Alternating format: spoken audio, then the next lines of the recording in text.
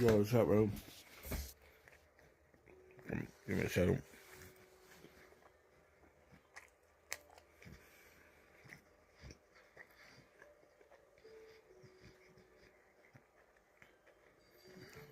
Yo, what's up, y'all? I'm JC. Yo, what's else they call mine? We're gonna be chilling for Mr. Nightmare. Okay? First video is the contemplation of stories that genuinely freaked me out the first time I read them. Now, I'm assuming this is Mr. Nightmare when he got submitted stories. These are stories like he probably already told, but they like genuinely like was like, whoa, this is crazy as he read them before he started reading them for his channel.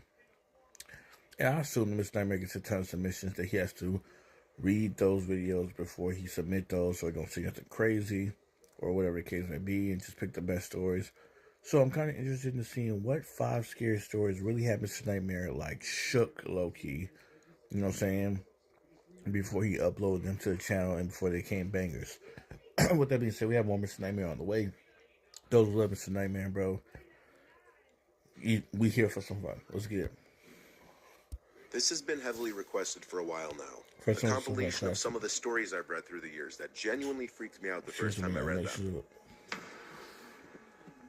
Let's hear it. I was out doing a delivery one late night. It was probably the longest drive I've ever taken for a pizza delivery from the pizza place I used to work at. It was a 20-minute drive, which isn't too crazy out where I live. Plus, they ordered 4 large pies, so I figured it was a party and I'd get a much bigger tip. Navigating the dirt roads at night was always annoying, though. I pulled up to the given address. It was some old, sketchy-looking building, literally in the middle of a forest clearing. There were no cars parked anywhere, or any lights on. I put my car in park, and I called my boss. I asked him to reread the address at least 3 times to make sure I typed in the right place. I could tell he was in a really bad mood, and he told me to at least knock on the door and check it out. Oh, I heard this one. He would normally get mad if we took back 1 pie. I watched this one. I was afraid of what he would do if I brought back 4. I was insanely unnerved, but I got out anyway and forced myself to the front door of the building. There was no doorbell, so I just knocked really hard. I heard nothing, and didn't really expect to hear anything. I was extremely disappointed, not because nobody answered the door, but because I was realizing that it was all a waste of time and gas. Facts. I knocked 1 more time out of desperation, then began to hear some kind of rustling noises from inside the building. I knocked again and yelled that I was the pizza guy. Well, I'm not using this right now. I felt a bit more uncomfortable now than before, but before I could turn around, I noticed something at the window. There was someone looking through the window. I couldn't tell if it was a man or a woman. All I noticed were their eyes. Their eyes were open wider than I knew possible, staring intently at me. I was disturbed enough by this to drop the pizzas and run back to my car. The shitty thing wouldn't start until turning the key for the 3rd time. Right. I drove off the grass and back onto the dirt road, but I felt the car rocking about, shaking and bumping. Something wasn't right. I didn't make it far from the building before I started hearing a sharp scraping sound coming from outside. Shut up. There was so much resistance that I couldn't even drive. The car came to a stop. I got out of the car to check what the hell was wrong. A chill ran up my spine as I began to feel like my heart was constantly skipping beats. My tires had been slashed and had completely fallen off the rim. Damn. Not just the front, though. All 4 tires were slashed. I realized somebody did this when I was knocking on the door to that building. Instead of running, I got back in the car and locked the doors. That's smart. I was so close to that building I could practically see it from where I was if it weren't for the trees blocking the view. I called 911 and told everything to the operator. She told me the cops would be over as soon as possible and that I need to stay hidden. I asked her if it's advisable to stay in the car or run, and she told me it would be best to stay in the car with the door locked. Yeah. She asked me to stay on the line with her until the cops would arrive. My whole body was shaking. In all directions, there was nothing but dark, seemingly endless forest. I knew it would take forever for the cops to get there. I was not comfortable with sitting in that car so close to whoever did this. The next part is what utterly destroyed me. It still shakes me to this day, and I hope nobody ever has to experience this kind of fear. As I was scanning all the windows, making sure nobody was outside, I looked in the rearview mirror, and there was the same person I saw at that window, eyes opened wider than ever. I could see now that it was a woman, and I could ever so slightly see a smile begin to spread across her face. Yeah, fight me. I opened my door and full-on sprinted into the woods, not caring how much noise I made. Why'd you run? I ran until I was out of breath, which didn't take long, and I hid behind a giant log on the ground. I tried to cover my loud breathing with my hand as I waited and waited for what felt like hours until I finally heard sirens in the distance. I gathered up all the stamina I had left to run all the way back in the direction of the dirt road. Why did he... If the door was locked, what can the woman do to you? What can the woman do to you if the door was locked? Direction of the dirt road. Eventually the glowing red and blue lights came into view, and I had never felt better in my life. They were parked in front of my car, investigating with flashlights. I came out yelling at them like a lunatic to help me. I fell to the floor and started to gag, almost throwing up from running so much.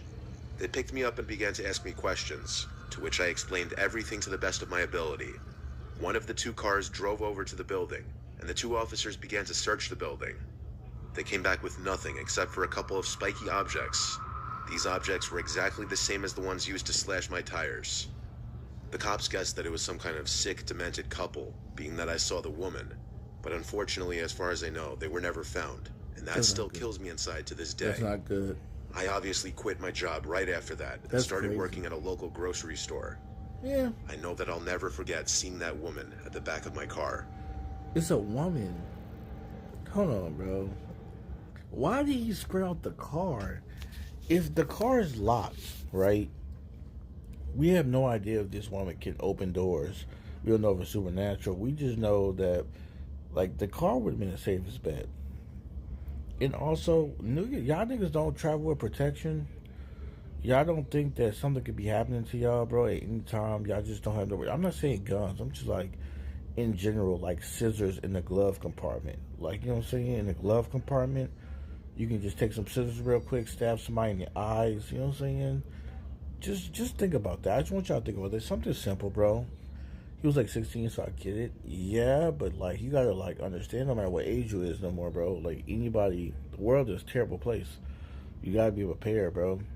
Like, I just want y'all to be locked in. Whoever's watching this reaction, whoever watching this back on YouTube, y'all here live, like, just be prepared, bro. You never know what's gonna go down. Never mind with having scissors in the glove compartment, the little area between where you check where your coins at, you know what I'm saying? The little lift up area in between the seats. Have a little weapon right there. You never know. You know what I'm saying? You never know. It's a little known common courtesy out in the mountains during a snowstorm that if someone's seeking shelter in your cabin, you let them in. No, I wasn't the one offering that courtesy to someone else in the story. I was the one seeking refuge. It was supposed to be a long weekend of hunting, but what started as a cold, sunny day quickly formed tons of dark storm clouds, and I quickly found myself right in the middle of a blizzard. After a full, rather unsuccessful day of hunting hares, I was way too far and disoriented to make my way back to my cabin. I had to seek refuge somewhere else. That's stupid. I came across a log cabin nestled between a circle of trees. No lights on, but I still had to try the door. I hit the door with my fist a few times. No answer. But I could hear footsteps on the other side, approaching the door. I expected it to open, but it didn't. I shouted that I'm lost and need shelter. The door cracked open, and I heard a voice say, "Come in, leave your boots by the door." I waited a bit, expecting him to open the door fully and formally greet me as anyone would. But that didn't happen, so I pushed the door open myself and entered the dark cabin. The room was lit by 2 candles, just enough for me to see the couch that the man then told me to sleep on. As for the man, all I saw was his silhouette on the far side of the room. The little light from the candles didn't extend that far. Hell no. I dropped my bag and gun on the floor and laid down on the couch. I thanked the man for letting me crash here till the storm blows over. He didn't answer. His behavior wasn't the most bizarre thing. Folks are strange up in the mountains. If he wasn't up for conversation, I'd just get some early shut-eye. I closed my eyes, though the level of darkness with my eyes closed wasn't much of a difference. I was subconsciously waiting to hear the man's footsteps leave the room, but they never did. I opened my eyes, and his silhouette was still in the corner of the room, just standing there. I felt the need to say, yeah, I think I'm just gonna get some sleep now, thanks. No response. He's still sitting there. I turned to my other side so that I wouldn't be tempted to just keep opening my eyes to check on him. Some time passed, but without having heard his footsteps walk away, the curiosity was eating away at me. I turned over to look again, and this time, I swear to God, the silhouette of the man was closer by at least a few feet. I couldn't make out his face, but the slight glow from the candles would just barely trickle around the man's forehead, and what I saw was disgustingly pale skin. I quickly gathered my belongings and thanked him, but I said I had to go. I didn't look at him anymore, because I don't think I wanted to know what he looked like. I put my boots on outside and hurried back into the blizzard. I came across another cabin down the hill, this one with the lights on. I knocked on the door, and some old man and his wife answered the door. They welcomed me in immediately and were very inviting. They gave me some hot tea and offered me a spot on the couch. I told them my story about the freaky cabin up the hill, and the two looked at each other, puzzled. The woman confirmed 2 times the cabin I was talking about. Then she said, "Honey, the owner of that cabin was murdered 2 years ago. What? That cabin has been vacant ever since." What? That would explain why there was no light. That would explain why there was no light but 2 candles. So I got this Count Dooku saber from SWA Sabers, and before I turn it Oh, on, yeah, let me show you had this to catch me Disney sleeping in Kylo the Ren snow. saber. I'm gonna freeze to death in the snow.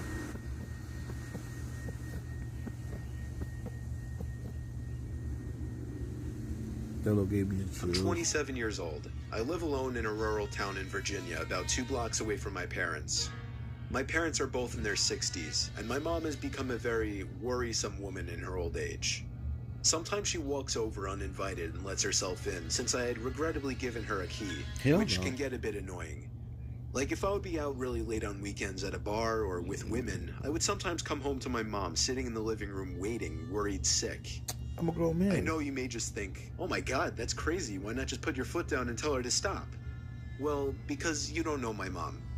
It's very hard to describe her, but she's the kind of worrisome, innocent little lady that you just can't bring yourself to go against. And I hate to mention, she also has mild dementia. Oh.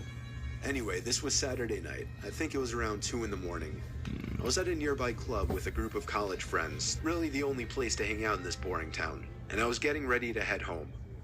I said goodbye to all my friends and walked the 3 blocks it took to get back to my house. I walked up my front stoop in my drunken haze and dug my hand in my pocket for my keys. When I grabbed the doorknob, I realized it was unlocked. My mom was here again. Yeah. I quietly opened and shut the front door, locking it behind me. I put my keys on the kitchen counter and found a note written in my mom's handwriting saying, "You forgot this at our house, next to the box of half-eaten cake my parents didn't want."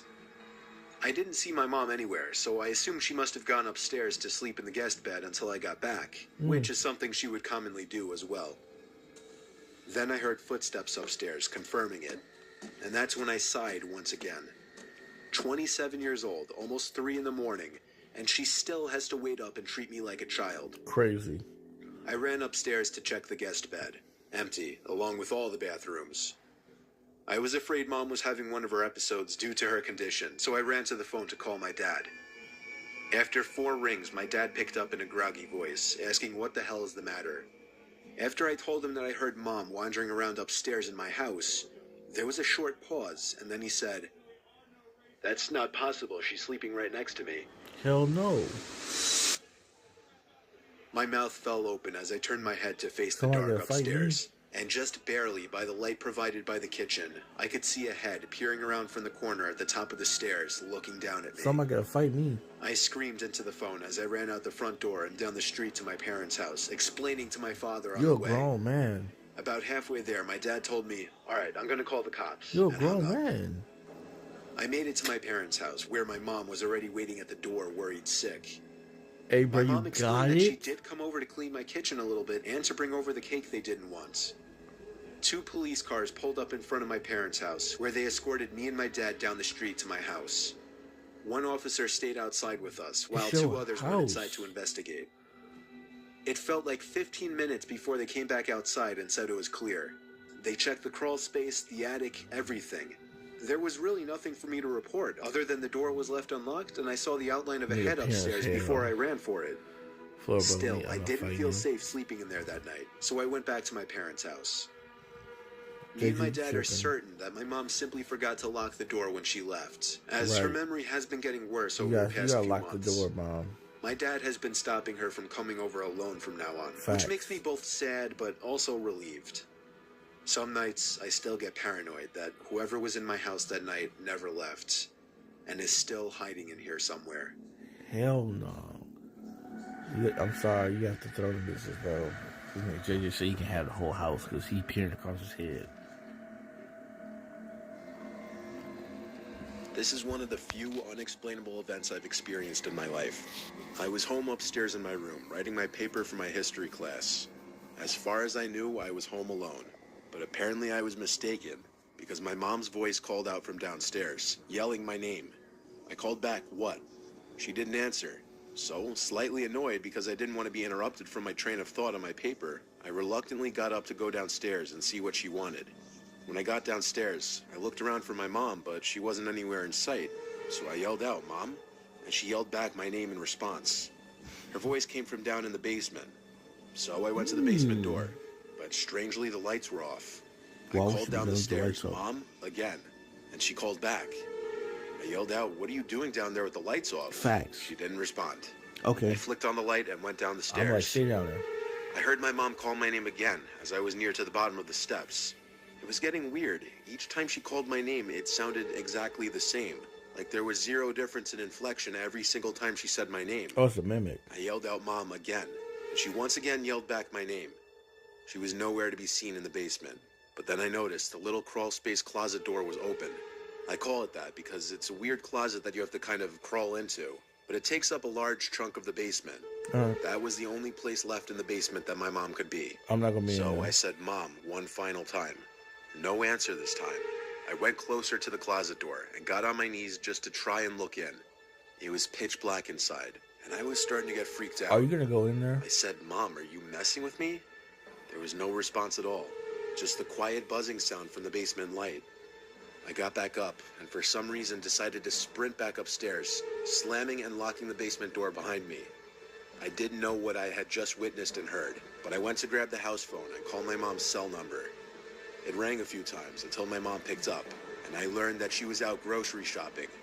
I told her, but she didn't believe my story, of course. She thought I was messing with her. Something. It took half an hour of begging her to believe me that she finally went along with it. And when she and my dad were both home, we all went down to the basement together. The closet door was still open. My dad went inside, but there was no one in there. This still remains to be the most haunting, unexplainable experience of my life.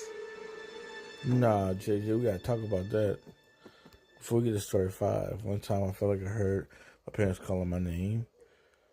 And you went, and what? But I went downstairs and they went there. I mean, I feel like I had that happen before. But then it's like, mine is just weird. Mine isn't in like when I'm awake. Mine is when I'm in sleep. And I'll be asleep. And I'll hear somebody like right next to my ear. And they'll be like, "Devin." And I'll wake up, bro. Like, I will shoot awake and my heart start racing.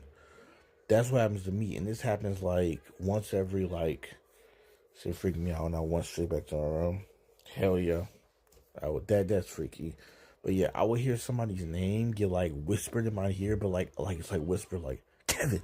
And it's like, what the freak is that? And I would wake up out of sleep. And in the sleep I would be in, it wouldn't be like a deep sleep. It would be like, it feels like this is a dream, but like, it's not a dream type deal. And every single time that happens, bro, I would hear someone like whisper in my ear. Or like something would like fall down, like, you know what I'm saying? Like if my charger's plugged up in my bed and like for some reason I'm not touching it and I'm sleeping, the whole charger falls off the wall and hits the ground. And I wake up, what the freak is that? And this happens in the middle of the night. This happens in the middle of the day while I'm taking a nap. And all I do is like, you know what? I don't hear nothing again. Let me go back to sleep. And I just ignore it, to be honest, bro. And then like most of the time I got chucked up to the cats. We have like stray cats in my house. So the stray cats will be like you making noises and shit. So I'm like, these motherfuckers running around at the house making noises like that. That's why I was doing that shit. But yeah, hell no.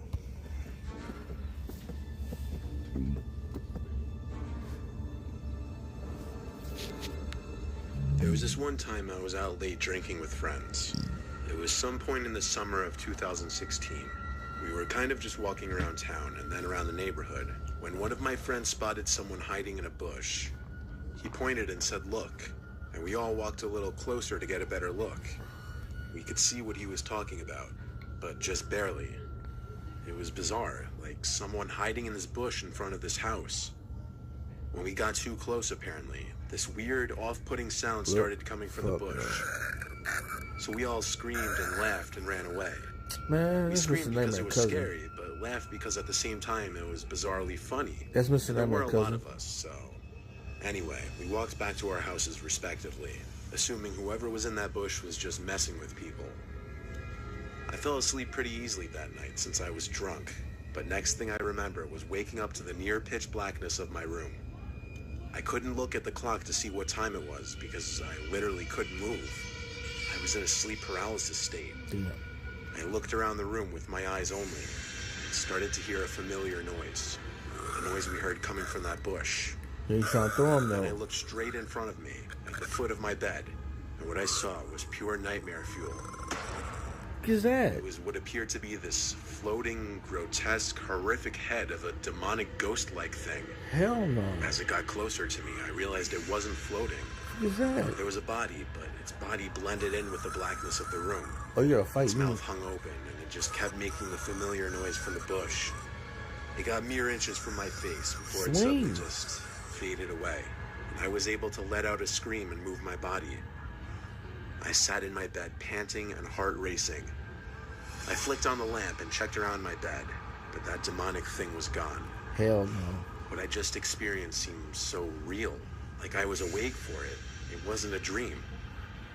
I told my parents about it the next day, and they agreed with me that it was sleep paralysis, though they had never heard of anyone seeing freaky shit like that before. Right. I ain't gonna lie, stuff like that happen, bro. I'm telling y'all, this is the remedy. Listen to me. I can't make this up. When creepy nightmares happen to me, and I've been having weird, I'm talking about, it's just weird nightmares. I could go through them, but it's not gonna make sense. It was just like weird nightmares, bro, be happening to me lately. And I chalk it up because I need to stop watching. If you saw that, I was just like, hey, just take me, bro. JJ ready to die so quickly, though. That's the crazy part. JJ's just like, you know what? I'm done. I'm not even gonna try to fight. It's just whatever it is. Yeah, you got it, bro. I'm done. Take the whole house and room. I don't need it, and you can take me. No, bro. Like, no. Look, bro. I didn't have like creepy dreams and like weird stuff happen to me. And I chalk it up because I watch way too much Mr. Nightmare, way too much creepy stuff. I watch way too much paranormal stuff, or listen to it on the way to work. So I think that subconsciously like gets in my mind, and it just makes me have weird dreams at night. That's incorporated with like creepy stuff. When I wake up from a weird dream and it's some shit that really can creep me out in the middle of the night, first thing I do, just scroll on YouTube. I know there's gonna be some comedy stuff. There's gonna be some funny stuff to watch. If it's not a comedy stuff, if you don't have nothing funny to laugh at, but scared nothing like that, I'm telling you, there's so much funny stuff. RDC World, I just go to like the most funniest thing I can think of and go watch that all night. If not, immediately go to porn. I promise. Immediately go to porn, bro. You start watching some porn, some butt nakeds, your mind gonna go immediately from anything scary. I'm telling you, it works all the time. You either go watch comedy stuff or you watch the butt nakeds. I'm talking about immediately you're not gonna be thinking about that stuff no more, bro. You can go back to sleep. You laughing, JJ? I promise you, that's a guarantee.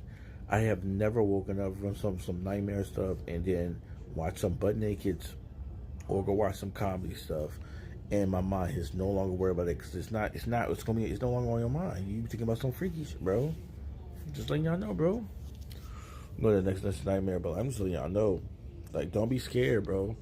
It's all you gotta do is go to the butt nakeds, and it's gonna get you gonna be straight. You're gonna be straight. All right, next video. Can your Manscaped do this? It's called the Flex Series by Freebird. And unlike any other trimmers, this traps the hair as... Jenna, who was about 10 years younger than me, started... All right, this one is 3 very scary, true, being followed horror stories. I ain't gonna lie, I've never been followed, bro. I don't have no story times of me being followed by somebody. You know what I'm saying? To be honest, I don't think nobody want to follow me. Damn, 20 seconds in.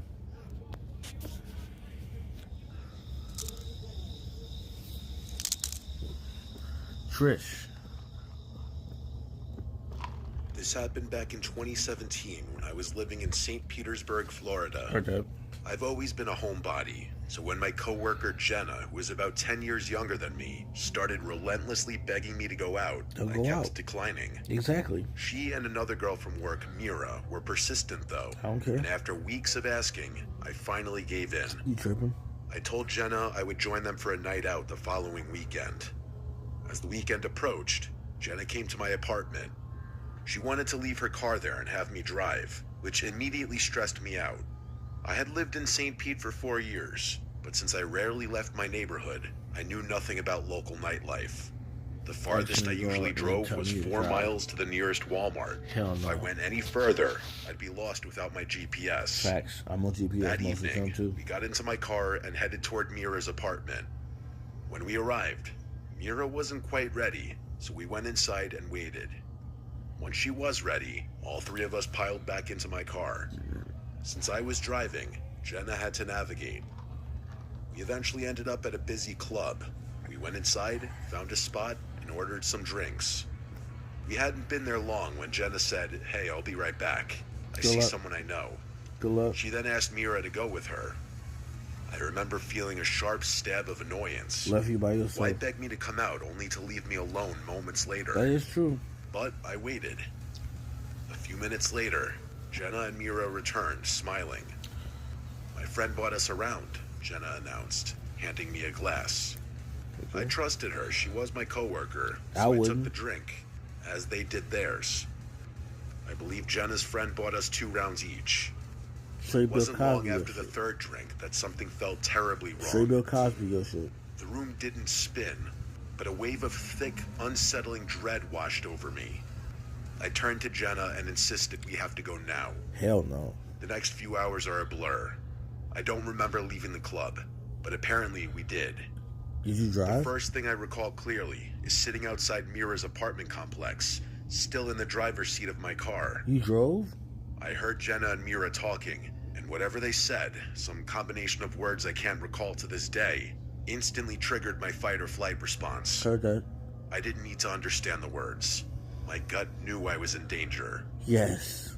I slammed the car into drive and sped away. Yes. Whatever had been slipped into my drink was powerful. I wasn't a lightweight, and I'd only consumed 3 club drinks, which are often watered down.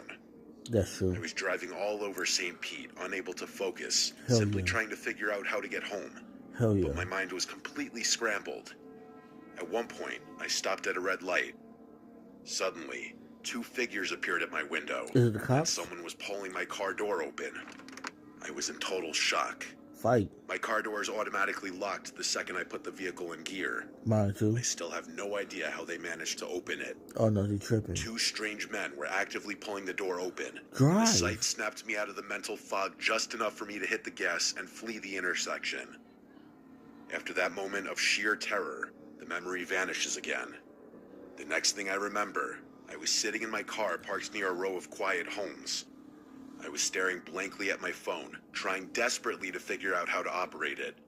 But the drug had made me so paranoid and confused that the simplest action felt impossible. I looked around, saw no one, and convinced myself I was safe for the moment. I reclined the seat and fell into a deep, drug-induced sleep. I woke up around 5 a.m. with the drug wearing off. I was finally able to use my phone. I put on the GPS and drove straight home, collapsing into bed immediately. There's no way. I woke up again around 11 a.m. to 20 missed calls, mostly from Jenna, but a few from a concerned friend. Fuck them. When I called Jenna back, she was frantic, demanding to know where I went. Don't worry about that. "What do you mean?" I retorted.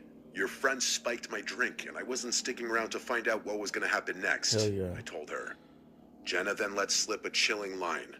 "Well, the spiked drinks weren't meant for you." What? That casual admission was all the confirmation I needed that she was involved. She quickly told me that she would stop by later to pick up her vehicle. Before she arrived, the memory of those two guys opening my door returned with jarring clarity. Had it been a hallucination or was it real? Who was it meant for? I went outside to check my car. And there it was. The plastic casing of my driver's side door handle was completely missing. Whoever had been holding onto that handle when I sped away must have ripped it right off. Wow. The physical damage confirmed that the terror I felt wasn't a delusion. Someone had tried to get into my car while I was drugged, driving alone, and vulnerable. Oh my God, this girl. I was furious that Jenna had put me in such a predicament. Whoop her ass. I never spoke to her again. Whoop her ass. The moral of this terrifying story is simple, and it's the only reason I'm still here. Always trust your instincts. Your gut feelings are always right. Talking about stop by. Yo, Stacy. Yo, this girl from the first one, she is a... Oh my gosh.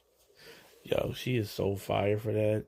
Did y'all hear what she said? Not only she was drugged, in her drugged state, she was still driving, y'all. She managed to drive, to know that something was wrong in her mental deep conscious. Her body went on autopilot. You know how fire that is? Her body went on autopilot and found a safe neighborhood for her to crash out. You ever been so messed up and y'all wake up and y'all like, I don't know if you ever drink like that. I drink like that. Where like, bro, you tired. And like, I remember doing this. I drink like this like for most of the time. Like, I'll be drinking I'm drinking right now. And I get off a stream with y'all. And I'm like, okay, I'm waiting to fall asleep. I got my alarm set. But the way things is with me is I can't lay down and fall asleep like right after a meal or drinking because everything will come back up. I have to let my food digest for over 2 hours. 2 hours at the very least. And at those 2 hours I have to kind of like, you know what I'm saying, you know, I'm never getting to it, but like 2 hours, bro, time for my food to digest. So every time I be eating, drinking on stream, you have to think after, you know, say I stop, it has to be 2 hours. So like, I remember being so tired and falling asleep from drinking and eating that I would literally just be on the phone listening to like YouTube videos and stuff like that, or just trying to text somebody or look up something, and I would fall asleep where I'm at. And just be like out cold and then wake up later and then my phone straight on Google trying to search the last thing I was looking at. I was like, what's going on? You was knocked out cold. That's cool. It's not cool that she had her drink spiked. It's cool that her body was able to move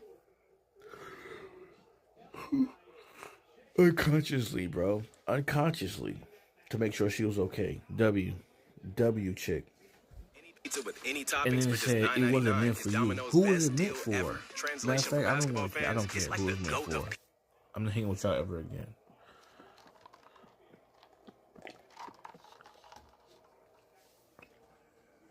I'm a teenager that lives in a lively coastal town in a small enough country. It's very popular among tourists during the summer and becomes quiet during the other seasons. The main attraction of our town is the beach that stretches a few kilometers down to these sand dunes that are great for a scenic walk. The hills within are easy to get lost in, but at the same time easy to make your way out of, as if you walk a kilometer in any direction, you're sure to be back on the beach or on the path that leads back to a car park. The walk from this car park is around 15 to 20 minutes, provided you make good pace, so you're never truly isolated there. During the day, you'll always see families with young kids taking a stroll down there, or somebody walking the dog. My point here is that the dunes are known to be safe during the day, and if you get lost in them, you shouldn't panic. This story takes place a few weeks after school started back up, so town is quieter and the evenings grow darker. My friends and I are part of the local scout group. Our group is split into 4 groups, being Beavers for ages 5 to 8, Cubs for 9 to 12, Scouts for 12 to 15, and lastly, Ventures for ages 16 to 18. We meet every Thursday from 7 to 9 p.m. Whether it be inside or outside, it depends on the time of year. On this night, it was the Scouts' first night back after the summer break. So as per the tradition, we meet at the car park by the walk to the sand dunes, and the Scouts would walk down to the sand dunes. We would have the older Scouts hike up the biggest of the dunes, and then have the newer Scouts, the 12-year-olds, follow them so the older Scouts help the newer Scouts to reach the top. And when they do, they're officially considered Scouts. So the scouts set off, while me and the other 8 Ventures stayed behind to practice our first aid for about 45 minutes. We did pretty well in that, and we decided we still had time to go to the dunes. The quicker walkers, including myself, reached the dunes first. The tide was fully in, so we weren't able to walk on the beach to the biggest dune, which was known as the Baldy Man, so we just walked through the other hills of the dunes. My friend and I, who I'll call Noah, were set on reaching the scouts, who at this point had all made it to the top of the Baldy Man. We shouted back to our leader and the other Ventures what we were going to do, and another 2 people decided to join us, who I'll call Thomas and Ewan. The others were a good bit behind, so they went into pairs and split up in checkpoints, so the 4 of the people going to see the scouts were able to find our way back.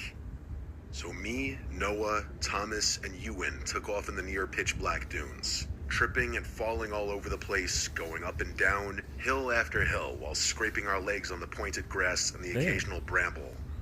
The moon illuminated the silhouette of the scouts, and we were further away than we thought. We stopped to rest on a ridge where we looked back and saw another 2 Ventures looking towards us. We gave them a wave, and they returned it. I was closing my bottle of water, getting ready to run again, when Thomas shushed us all. He looked mildly concerned at first, but he seemed to shrug it off. We questioned him as to why he shushed us, to which he replied, "Did you hear that?" We shook our heads, so Thomas said he thought he heard something rustling in the bushes, but we put it down to the wind, although it was a very still night. After another 10 minutes, we were on the last hill before we reached the scouts, and we were exhausted, but we pushed through and made it up to them. We said hello to our friends and scouts, welcomed the new scouts, and decided we had to head back, as it was now basically pitch black out. And again, we had no torch. We tumbled down the big hill, catching our footing again on the sand, and we began making our way back to the Ventures we saw on the ridge. We ran up and down the hills again until we made out the outline of the ridge we saw the Ventures on. They were still there. We were relieved to see them there, even though we knew they would be. Finally, the 4 of us made it up to them. I'll call the 2 Cormac and Alice. Cormac is a big guy muscle-wise, and is known in school for his intelligence. He's about 6'3" and looks like he could beat up a bear in a fist fight. Damn. Alice is a quiet girl, but very smart, both in school and in social situations. Even without a torch, I could see a look of panic on Cormac's face, along with Alice visibly shaking beside him. "What's wrong?" asked Noah, speaking all our minds. Cormac looks me dead in the eyes and says, "Were you walking around on your own down there?" Pointing down to a clearing in the hills where people might come to have a drink or a smoke. "No, I've been with the others the whole time. Why?" I replied, feeling my heart rate increase. I think all of us had the same realization at the same time. We could nearly feel each other's blood run cold. Alice and I saw a man with his hood up, dressed in all black, circling this clearing, obviously avoiding us. "We thought it was you at first, but it was too out of character for you," Cormac said, looking at me. I was about to speak, but Cormac kept going. He said, "When we waved at you from the other ridge, we hadn't seen the sky yet, but the minute you were off of it, we saw what I assume is the same guy standing where you stood, looking in your direction." It hit me then, and I had a constant shiver running through me. Thomas must have heard him moving around when we were up there. We were being followed. There's safety in numbers, so the 6 of us made our way down to the clearing where the man was spotted. "He didn't even have a torch," said Alice in a shaky voice. Cormac and Alice rushed toward the scouts to warn their leaders about the situation, while the other 4 of us stayed back and kept watch in the clearing. Cormac and Alex came back quickly after warning the scouts. It was oddly quiet now. We were terrified that this man, dressed in all black without a torch, circling the place, and most scary of all, alone in the pitch-black dunes, was going to jump out and attack. Luckily, that never happened. We hurried back to the car park, finding the last 3 Ventures, along with our leader on the way back, notifying them of the situation. We were nearly out of the dunes when one of the younger scouts let out a scream, which prompted all the others to run. Noah and I, leading the walk back, were the ones who rushed to the kid first. The poor child was in tears, and when we asked him what happened, he pointed to my left. There he was, the same man, standing on a ridge, just looking at us. Noah told everyone to run, as he said he saw a knife in the man's hand. Oh, he's trying to kill Ventures Kill. all carried the slower children back to the car park, which was safe as far as we assumed. Jump him. I never saw the man's face, nor do I plan on finding out who it was. Y'all 16 The deep. scouts If and y'all Ventures jump were him, collected by their parents, who I assume all have their versions of the story, but only a handful know the full one. jump him. 2025 That's IRS tax forgiveness crazy. now has Hell open no, enrollment. JJ. Y'all It's 20, easy to 20 plus qualify. deep. He's one Get up man. to 99% of What's the all bank have gonna their do to versions of the 25 story. people?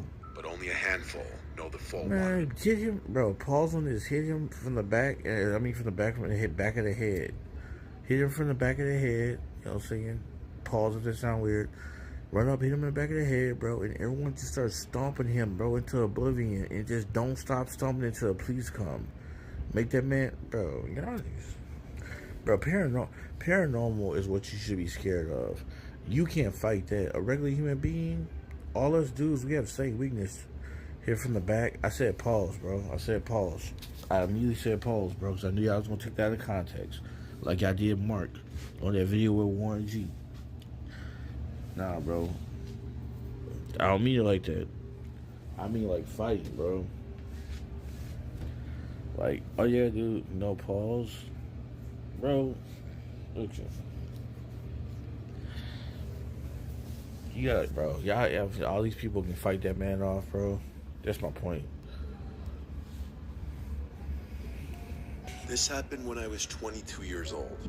I was working as a bartender at a small dive bar a few blocks from my apartment. By no means a fancy place, just a bunch of locals who would come and get their late night drinks or to watch whatever games were on. Heard I that. started recognizing regulars pretty quickly, a lot of them older guys. After my shifts, I usually walked home because it was so close, and sometimes I'd have a couple shots with customers near closing times, so driving wasn't smart. The walk only took about 7 minutes, That's and I so had done funny. it so You many need to pull times out that I Magnum never really or felt whatever. scared before. Okay, he pull out Magnum, but before he shoot that bitch, what happened to Nathan before he shot that gun out? He got kicked away from him, and he got beat the fuck out of. So they jump him. He try to pull out a gun. Somebody kick it out of his hand, and they keep beating the fuck out of him. 1 versus 27. What do you There want was to one do? regular who always made me uncomfortable, though. His name was Jared. I knew this Jared because from of his Subway. credit card. He looked to be around his late 30s, That's maybe Jared from 38. Subway. He had thinning hair and always wore the same brown jacket no matter the weather. Straight in He jail. never came in with friends. He would sit at the bar alone and try to talk to me the entire time, Don't talk showing to me, no bro. interest in any of the sports games that would be on. Don't talk to me. But he'd usually be there later in the night anyway. He asked personal questions sometimes, and I always kept my answers short and tried to stay polite because that's part of the job, but I avoided encouraging him. One Friday night, he came in like usual, around 10. He nursed one beer for almost an hour and just watched me while I worked. Weirdo. Not like he was intensively staring at me the entire time, but I'd catch him shooting constant glances at me and he would look away when I'd notice. Almost every time I walked past, he tried to start a conversation. Near the end of his drink, he asked if I wanted to hang out sometime outside of work. The answer is no. I told him I wasn't interested and that I like to keep my work and personal life separate. His face changed right away. That's true. He forced a smile, threw some cash on the bar, and said, "Yeah, whatever." He mad. And he left without tipping, which he had never done before. Mad. I remember feeling relieved he was gone, but also a little uneasy about how fast his mood shifted. My shift ended at midnight. The other bartender came in to take over, and I counted my tips, grabbed my hoodie, and headed out the front door. The street was quiet like it usually was that late. I had just turned onto the next block when I heard someone say my name. It made my stomach drop right away. You already know who it is. I turned and saw Jared From Subway. standing near a lamppost. I didn't even hear him He walk was up. waiting. He gave a small wave and started walking toward me. I stopped, Pepper but spray kept some him. distance. He apologized for storming out Pepper earlier spray him. and said that he tends to just get nervous. I told him it was fine, but that I really needed to get home. He nodded and said, "I just wanted to ask one more time if I could get your Instagram or Snapchat or something. No, I'm I good. promise I won't bother you." I told him I don't use social media. He stared at me for a second, then smiled in a way that made me uncomfortable.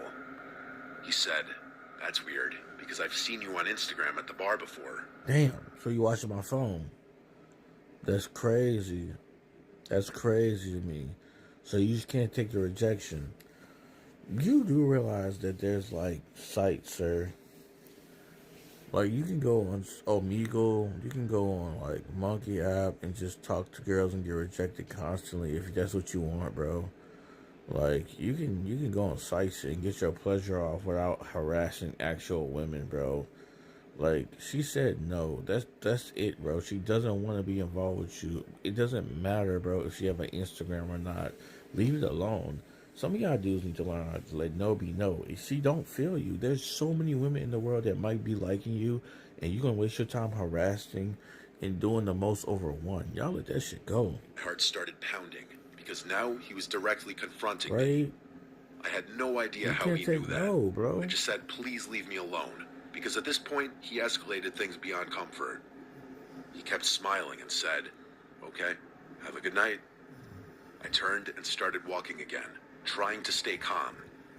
After a few seconds, I thought I heard footsteps behind me. It is. At first, I told myself I was being paranoid, but when I glanced back, I saw him walking the same direction, about half a block behind me. I sped up a little. Kick him in the He nuts. sped up too. I slowed down, and Run he full slowed down. speed, kick him in his It nuts. felt like a sick game, like he was some NPC in a video game programmed to match my speed. Okay, I got his ass. I kept walking toward my apartment building, hoping maybe he would turn off Call somewhere. the police. But he didn't. When I reached my building, I crossed the street instead of going straight to the door. I stopped and turned around. He stopped too. He just stood there under a tree, mostly in shadow. I couldn't see his face clearly, but I could still somehow tell he was smiling a little. Are you I smiling? yelled, "Why are you following me? I don't want to have to call out for help." He didn't answer. He just stood there stiffly. I blurted out, "My boyfriend lives with me. Psych. I'm going inside to get him right now." That was a lie. I lived alone. I turned and hurried to the front door of my building. I hurried and punched in the code for the building. The door buzzed and unlocked for a few seconds. Right as I pulled it open, I heard fast footsteps behind me. Man, clothes I on his looked back face. and saw Jared running toward the building. Wha- I ran inside and let the door slam shut behind me.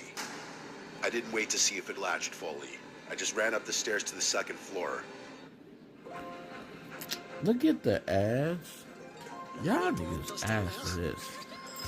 Didn't wait to see if it latched fully. I just ran up the stairs to the second floor. My apartment was at the end of the hall. Did you I could make hear it? the main door downstairs push open aggressively, and then footsteps hitting the stairs hard and fast. Oh, you mad? He made it in. I fumbled with my keys at the door, Why are you fumbling with almost your dropping keys? them. I could hear him getting closer, They're his getting- shoes slamming against each step. I finally got the key in the lock and threw myself inside, slamming the door and locking it just as he reached the hallway.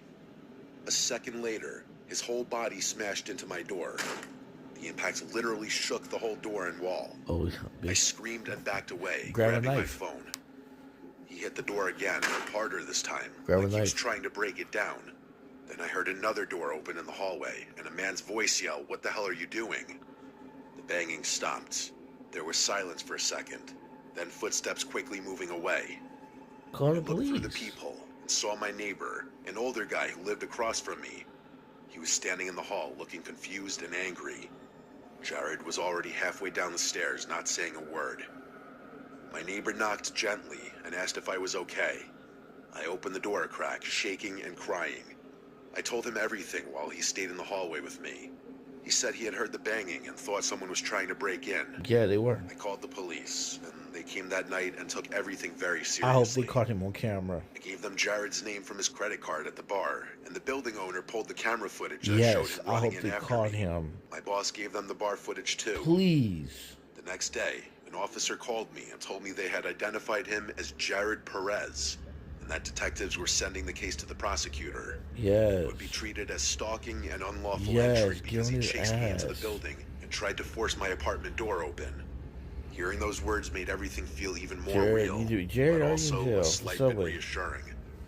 I went to the courthouse the next day and filed for a restraining order. You on his I had to ass. tell a judge everything that happened, and They looked at the police report and the security video. Yes, sir. The judge approved a temporary restraining order right Yes, away, sir. and police served him with it soon after. I was told the prosecutor was moving forward with charges related to him trying to break into my apartment. Get on his ass. I still worked at the bar for a while after that. I wouldn't have. I stopped walking home alone at night. Even with the court order and the charges, Like, that's just I felt stupid. scared every time I came back to my building. Yo, here's the thing, y'all. Here's the thing. Niggas like Jared Perez ruin it, bro, for regular guys like me and JJ. And I'm not even gonna say JJ, just like I'm 6'4", I'm 300 pounds, and I'm black. Being black, let's just be honest, it's already a strike against me. We live in a racial world. You know what I'm saying? I'm now 6'4", 300 pounds. I go up and shoot my shot with a girl. She not feeling me. I have to immediately back off. To, you know what I'm saying? It's also about the vibe you get, bro. Like niggas like Jared, like let it go. Like, she don't want to fuck with you. Leave her alone. Like, why do you have to continue to pursue her? You know what I'm saying? Like, find another chick. Go to another bar. You know what I'm saying? Do something. Like, bro, niggas like that ruin it, bro. You know what I'm saying? You can't even have a conversation. You have to be very. You have to be a certain way when you step up and have a conversation with a girl now to make them feel comfortable. And then you shouldn't even be like that. You should be able to walk up and say, "Hey, I'm so and so." You know what I'm saying? I like your style. I like this and that. You know what I'm saying? Do you want to kick it? No, I'm not interested. Okay, walk away. This nigga be like, yeah, whatever. Throw money, and then wait till the bitch get off, and then you gonna stalk her to her house, and then run up on her shit. That reminds me, you ever seen a news report? I don't know if I can pull it up. I'm gonna find it right now. A news report. They got this nigga on camera, bro, following this woman on her way home from work. It's a random black dude. This woman just going to her apartment. He follow her up there, and she knows that he's coming behind her. She gets into her apartment just in time and lock the door, and the nigga try to break into that shit, bro. Probably trying to assault or rob the woman. It's like, why, bro? It's like, golly, bro.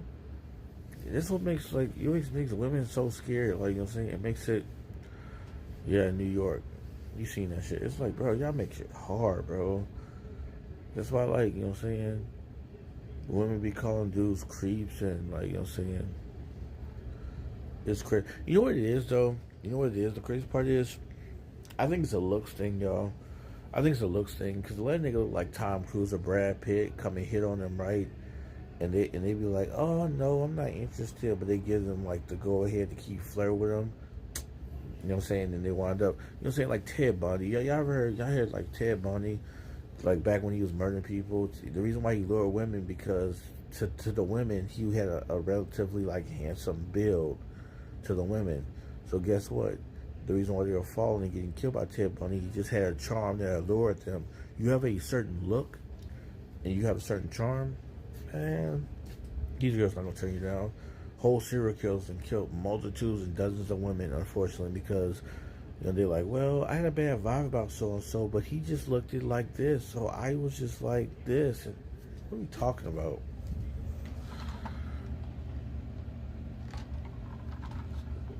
Yeah, it's crazy, bro. It's crazy out here. I got a low battery, y'all. There's 2 Mrs. Nightmare videos we checked out. We have more to check out. I'm gonna kind of chill for the rest of the night. I do have work tomorrow. You know what I'm saying? I have work tomorrow, 9 to 3, and I get to rest up. Then I get a 3 and close shift Wednesday, all right? And then I have a 9 to 3. Now, I haven't had this shift in a while where I have to close and open again. But all this is just leading up to Resident Evil 9. I'm so excited, y'all. You know what I'm saying? We might stream tomorrow after I get off work. You know what I'm saying? At some point. If I don't, then I don't. If I do, then I do, bro. It's just because my phone battery's running low right now. And I'm getting to that point. I'm getting kind of tired, ready to call it a day. You know what I'm saying? By the way, bro, I just want to say, bro, if y'all haven't seen that movie Mercy with Chris Pratt, that was a fantastic movie. I watched it today with my people earlier today. Fantastic movie, bro. If y'all know what's about, it said the dude Chris Pratt, he got approved that he didn't murder his wife, and the court is completely AI. operated by AI judge, and pretty much gets to prove through AI with information stuff how that he didn't murder his wife, and it's just a really good watch. Something really original in Hollywood that hasn't been seen in a while. Because Hollywood is about remaking stuff and just Hollywood be on bullshit. But this movie was great. Great movie, bro. They need to make more movies like that in Hollywood. Fantastic watch, bro. So yeah, I've never seen the movie Mercy. Check it out. If you have an Android, I can see the link to the movie. The movie after I be using to watch all the random movies that drop in theaters. For free. If you have an Android. I mean, if not, I don't know what to do. I'm gonna help y'all. But yeah, I'm gonna go chill. Relax on YouTube. We're gonna get back to the rest of this Mr. Nightmare and other stuff, but at a different time. Super fun stream with y'all. I really enjoy streaming with y'all. So that's why I came back today after streaming nonstop. Life is Strange. I couldn't just rest it up all today, but I was just like, let me come back and chill with y'all and just kind of jokes with y'all on some streaming type beat. I love streaming, talking to y'all for just a minute. Then we'll probably stream tomorrow. And if we don't stream tomorrow and we don't stream, you know what I'm saying? Because it's not always going to be is like either I'm going to stream tomorrow and that's it. Because Wednesday I got to close and I'm coming back to Thursday. And after I come back, Thursday's my last day of work this week. And I will be sleeping Thursday. As soon as I get off work, I'm just going to I'm going to relax, sleep. And as soon as I wake up again, I'm going to wake up at midnight, and then it's going to be like, Resident Evil 9 is ready to play, and I'm going to jump on that shit and play it with starting recording nonstop until I fall asleep that night, and I'll wake up the next day and play it nonstop until thing, and then I might upload the recordings, edit, and upload the videos of me playing part 1 and stuff like that. I don't know when part 1 and the parts are going to come out Resident Evil, because I'll be playing so many, there's going to be so much parts I'll be playing at a time. I don't even know how I'm edited so far yet. It's just so much, bro. And gosh, I want to stream it so bad, but I don't want to stream it. It's very complicated. I don't want to stream it so I don't be stuck on a part. I do want to stream it because I know Resident Evil 9 is going to be everywhere. It's going to be fun. It's going to be fun, y'all. Alright, so hopefully maybe we stream tomorrow with some more Mr. Nightmare, bro. If we don't stream, y'all will see me on Resident Evil 9 later on in the week. Alright? If I don't drop any videos in between now and that, okay? But yeah, appreciate the recommendations y'all done sent, bro. I'll be looking more into those if I don't record those as videos and just post them. Well, live stream them. That'd be stream though, bro. It should always got me interested in laughing. Alright, bro. That's it for me. I'll later, y'all.